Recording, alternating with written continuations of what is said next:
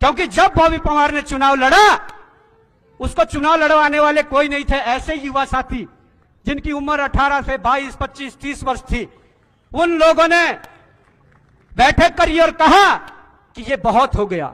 इन लोगों ने दर्जनों मुकदमे लाद दिए, इन लोगों ने 3-3, 4-4 बार हमें जेल भेज दिया, आपको चुनाव लड़ना है। हमने कहा हमारे पास संसाधन नहीं है, हमने कहा हमारे पास टीम नहीं है, हमने कहा हम गरीब परिवार से हैं। जब मैं बालिग भी नहीं हुआ था तब मेरे पिता का स्वर्गवास हो गया था, मेरी 3-3 बहनें हैं, और उसके बाद हम कहां चुनाव लड़ सकते हैं।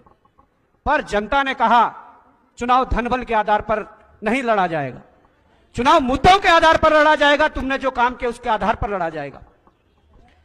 यह बात कहने पर जब हमने चुनाव लड़ने की हामी भरी तो उत्तराखंड के बड़े बड़े राजनीतिज्ञ, वो विधायक थे, पूर्व विधायक थे, मंत्री थे, पूर्व मुख्यमंत्री थे, उन लोगों ने आकलन किया कि बॉबी पवार अपनी राजनीतिक भ्रूण हत्या करवा रहा है।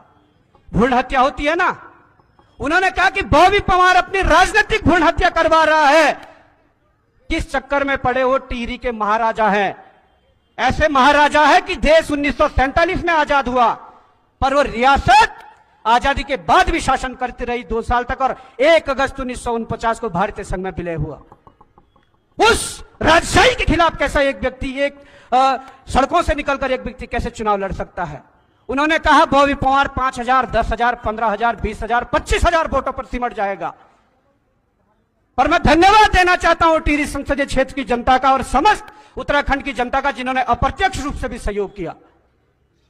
वहां की जनता ने जब मुद्दों की बात की और नेताओं को भगाया, नेताओं को काले झंडे दिखाए, उनके मुर्दाबाद के नारे लगाए, तो केवल और केवल 14 विधानसभाएं थी और 15 दिन का हमारे पास टाइम था। 2.25 लाख लोगों ने प्रत्यक्ष रूप से समर्थन करके 2.25 लाख लोगों ने वोट किया।